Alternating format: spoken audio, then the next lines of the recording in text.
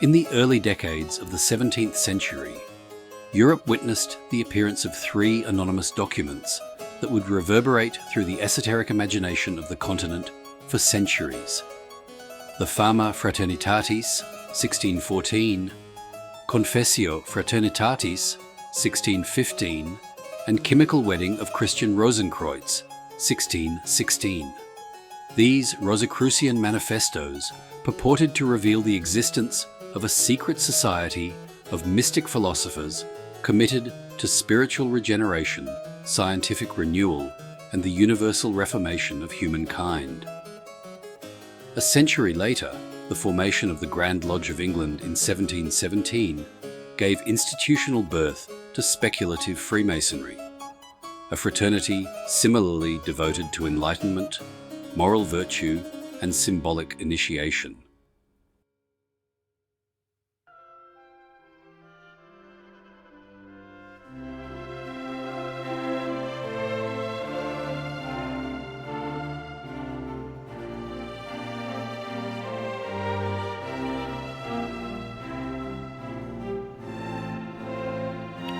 Good evening, and welcome to tonight's presentation From the Quarries, an archive of Masonic lore.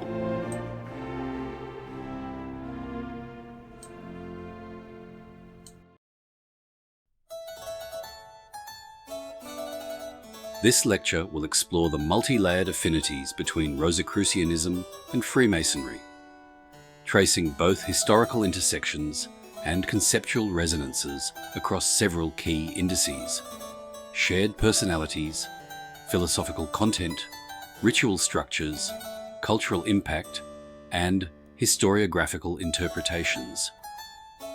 I argue that while there is no demonstrable direct descent from an organized Rosicrucian order into Freemasonry, there exists a clear intellectual, symbolic, and cultural lineage.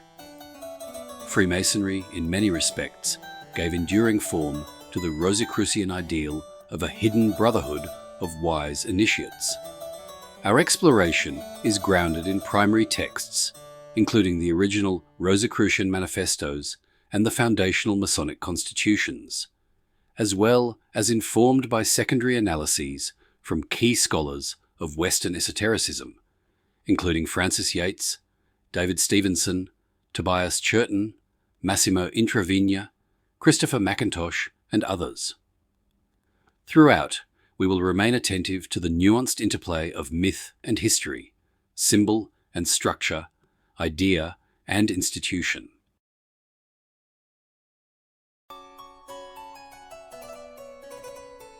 The publication of the Fama Fraternitatis in 1614 in Kassel ignited a flurry of interest among Europe's intelligentsia. It introduced the mythical figure Christian Rosenkreuz, CRC, who had allegedly travelled to the east, absorbed arcane wisdom in Damascus and Fez, and returned to Europe to found a secret fraternity, the Fraternitas RC. The account culminates in the posthumous discovery of Rosenkreuz's tomb, a seven-sided vault miraculously illuminated and filled with esoteric symbolism. Intriguingly, the discoverer is described as a good architect, a phrase ripe with Masonic undertones. Whether metaphorical or not, this association of Rosicrucian wisdom with architectural symbolism prefigures key Masonic motifs. The impact of these manifestos extended well beyond literary circles. They sparked hundreds of responses, both laudatory and critical, and inspired seekers across Europe to search for the elusive brotherhood. The mythic nature of the Rosicrucians, simultaneously real and unreal, resonated deeply in an age of religious upheaval, scientific awakening, and philosophical transformation. The manifestos suggested that a divine plan for the reformation of all knowledge was underway, and that enlightened individuals were already in secret communion. Among the earliest figures to straddle the Rosicrucian and Masonic worlds was Elias Ashmole, 1617-1692, the English antiquary and alchemical enthusiast. Ashmole not only recopied the Fama Fraternitatis by hand and sought contact with the Rosicrucians, but he also became one of the first recorded speculative Freemasons.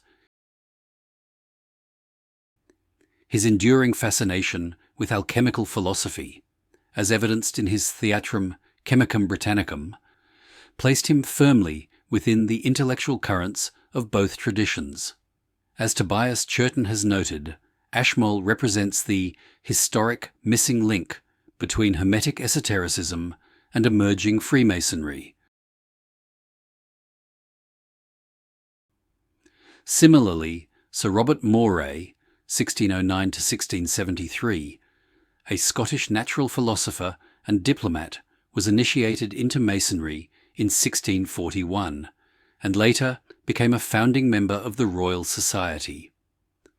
Moray, like Ashmole, was immersed in alchemical and Hermetic studies, suggesting that his interest in Freemasonry was deeply entwined with his pursuit of esoteric knowledge.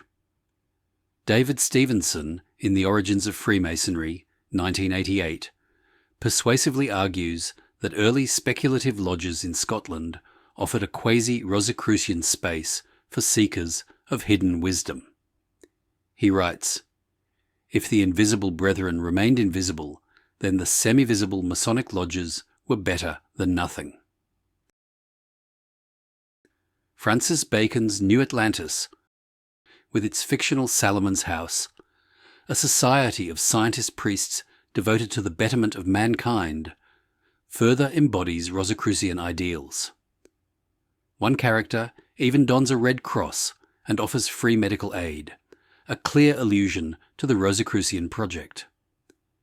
Bacon's utopia served as both inspiration and blueprint for later institutions, including the Royal Society, founded in 1660.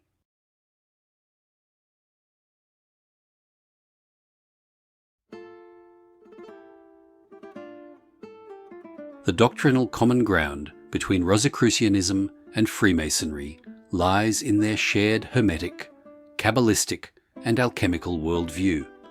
Both traditions espouse a cosmology in which divine wisdom is immanent in nature, accessible not merely through revelation, but through disciplined study of the book of nature.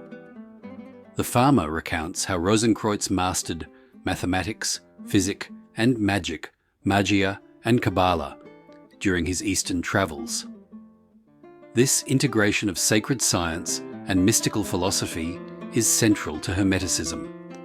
The manifestos insist that the secrets of the universe are encoded in nature's symbolic language. In Freemasonry, this principle is equally evident.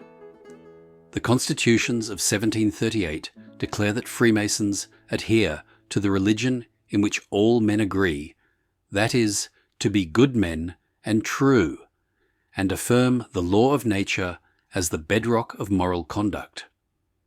This conception of natural law as a spiritual code, legible by the enlightened mind, draws equally on Platonic, Pythagorean, and Christian Neoplatonic traditions. The Rosicrucians called upon scholars, physicians, alchemists, and theologians to collaborate in uncovering divine truths latent in creation. Freemasonry's tools, compass, square, level, are simultaneously instruments of architecture and allegories of moral rectitude. In both systems, geometry becomes theology. Another shared concept is the exaltation of human nature. The Rosicrucian manifestos envisage humanity as a microcosm of divine order, capable of spiritual perfection. The Fama proclaims that the Rosicrucian fraternity aims to reduce all arts to perfection so that man might understand his own nobleness and worth. This optimistic anthropology finds a parallel in the Masonic metaphor of the rough and perfect ashlar. The initiate, like the unworked stone, must refine himself through virtue and discipline into a fit temple of the divine. Initiatory secrecy, another point of alignment, serves in both systems as a pedagogical and spiritual tool. The Rosicrucians, though openly inviting the learned to seek them out, remain invisible unless the seeker is deemed worthy. Freemasonry, likewise, requires solemn oaths of secrecy and progresses through degrees that veil knowledge in symbolic allegory. The chemical wedding dramatizes this process in allegorical form. CRC receives a mysterious summons, undergoes purification, witnesses a symbolic death and rebirth, and is finally knighted. Freemasonry's third degree, centered on the death and raising of Hiram Abiff, mirrors this transformative arc. Rosicrucian and Masonic symbolism also converge. The rose and the cross, emblematic of spiritual resurrection, become central to the 18th degree Knight of the Rose Croix in the Scottish Rite. The hidden vault of Rosenkreuz parallels the secret chamber in Masonic legends where the lost word is rediscovered. The use of ladders, Jacob's ladder, geometric figures, planetary emblems, and alchemical images further underscores a shared symbolic vocabulary. Even the idea of the lost word or hidden wisdom, central to later Masonic degrees, echoes the Rosicrucian trope of a wisdom long hidden and now being restored to the worthy.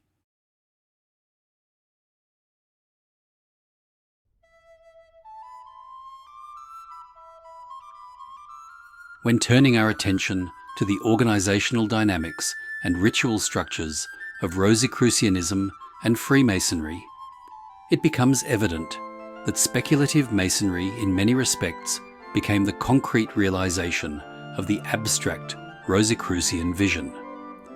While the Rosicrucian manifestos do not provide detailed structural blueprints, they describe a tightly knit society governed by rules, secrecy, succession, and a sense of shared cosmic purpose. The farmer stipulates that each brother should nominate a successor, that the fraternity must meet annually in the house of the Holy Spirit, and that the number of members would remain fixed to maintain cohesion and discretion. This regulatory ethos prefigures Masonic Lodge protocols. In early Masonic records, such as those of the Lodge of Edinburgh, we find similar emphasis on secrecy, accountability, and ritual regularity. Masonic lodges likewise demanded character references, employed codes of conduct, and conducted initiations in chambers closed to outsiders. Just as the Rosicrucians were said to operate invisibly, Freemasons were metaphorically veiled from the profane world. The architecture of initiation in both traditions is also deeply symbolic. The chemical wedding's 7-day ordeal, culminating in spiritual transmutation and investiture, parallels the ritual journeys of Masonic degrees. Each trial in the chemical wedding serves a moral and mystical function, purifying the initiate's inner being. Similarly, the progressive degrees of Freemasonry, from entered apprentice to master mason, represent stages in the aspirant's ethical and metaphysical refinement. By the mid-18th century, the emergence of high-degree Masonic systems, particularly in France and Germany, marked a critical moment of convergence. The rectified Scottish Rite, the Order of the Golden and Rosy Cross, and later the Societas Rosicruciana in Anglia, SRIA, explicitly wove Rosicrucian themes into Masonic frameworks. These organizations, while Masonic in form, were Rosicrucian in content, devoted to inner alchemy, scriptural symbolism, and moral purification. Rituals included the opening of symbolic tombs, the revelation of hidden words, and the contemplation of geometric and Kabbalistic diagrams. Christopher Mackintosh, in the Rosicrucians, The History, Mythology, and Rituals of an Esoteric Order, emphasizes that the Masonic infrastructure proved uniquely suited to institutionalize Rosicrucian aspirations. Unlike the diffuse and possibly fictive Rosicrucian order of the 17th century, Freemasonry provided physical lodges, codified rituals, hierarchical degrees, and a durable social network. In essence, it was the vessel the Rosicrucians had only dreamed of constructing.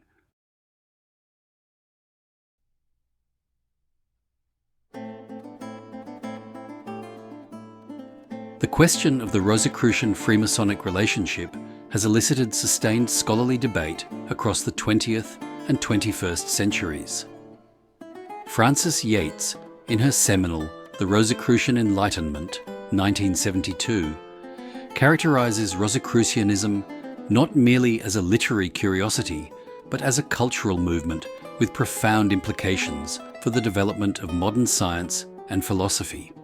Yates argues that the manifestos were inspired by a Rosicrucian ideology that fused Hermeticism, Christian mysticism, and Baconian empiricism. She contends that speculative Freemasonry, particularly through figures like Ashmole, Moray, and Desaguliers, transmitted this ideology into the Enlightenment mainstream.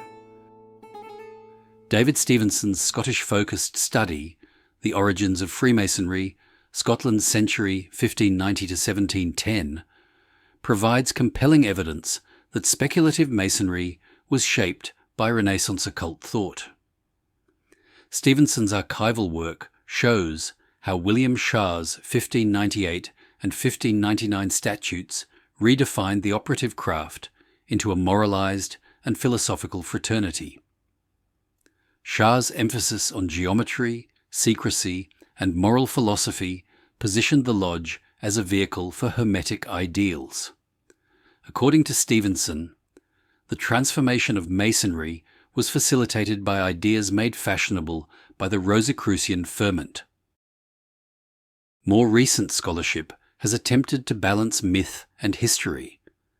Massimo Introvigne, in his 2024 volume Freemasonry and Esotericism in the 18th Century, argues that we must distinguish between imagined genealogy and intellectual inheritance. While there is no proof of institutional succession from Rosicrucianism to Freemasonry, there is overwhelming evidence of thematic borrowing, symbolic absorption, and cultural resonance. Introvigne posits that Freemasonry became a repository for multiple esoteric currents. Kabbalah, Hermeticism, alchemy, and Rosicrucianism was among the most influential. Tobias Churton echoes this view, though with greater emphasis on continuity. In Freemasonry, the reality, he writes, Freemasonry became the visible vessel of an invisible tradition. For Churton, the later development of esoteric high-degree Masonry was less a corruption of Enlightenment Freemasonry and more a recovery of its Rosicrucian roots. He notes the importance of rituals such as the Rose Croix and Knight of the Sun degrees, which incorporate explicitly Hermetic and Christian mystical themes. The cultural impact of this convergence can also be seen in the wider public imagination. Satirical pamphlets from the 1670s already linked Rosicrucians, Masons, and alchemists as members of a singular arcane network. By the late 18th century, popular works, ranging from German dramas to French encyclopedic critiques, treated Freemasonry as the heir to a shadowy Rosicrucian past. This perception, whether grounded or fanciful, helped shape how Freemasonry was received by society at large.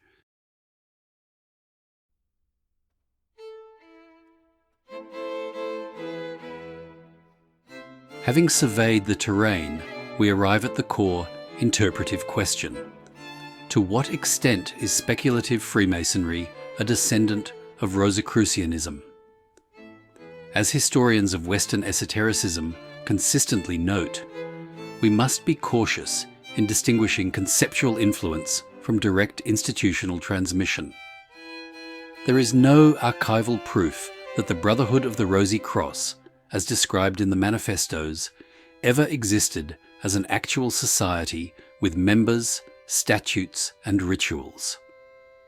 Most scholars, beginning with Johann Valentin Andrea himself, regard the manifestos as allegorical tracts intended to inspire moral reform and intellectual renewal rather than to recruit members to a functioning order.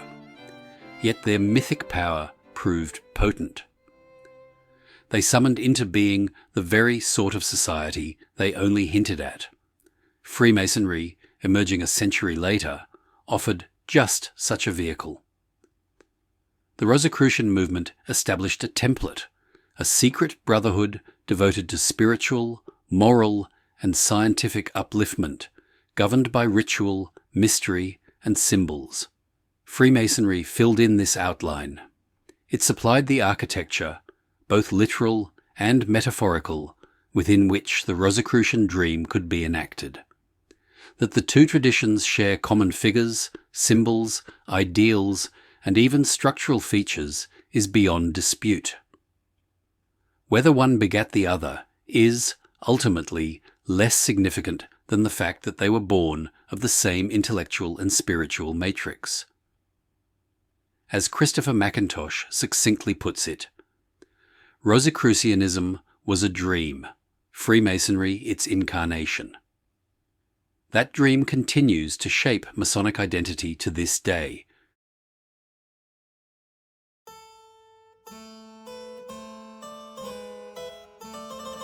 In conclusion, the link between Rosicrucianism and Freemasonry is one not of succession, but of sympathy.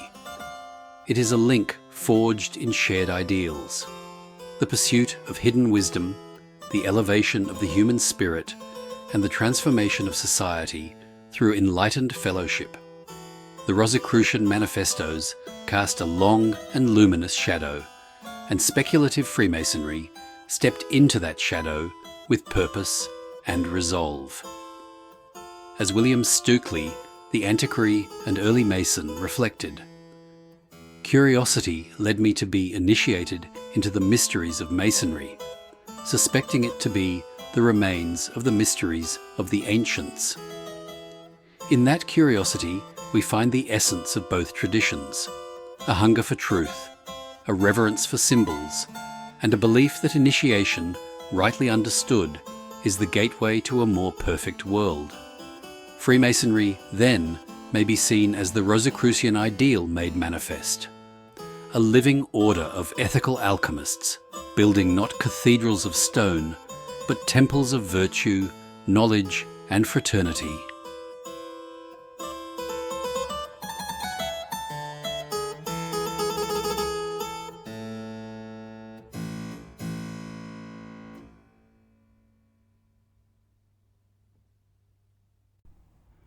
For a deep dive into the history, philosophy, and traditions of Freemasonry, subscribe to From the Quarries. You will find hundreds of lectures, presentations, shorts, and other Masonic works written by Freemasons for Freemasons. Visit FromTheQuarries.com or YouTube at From the Quarries.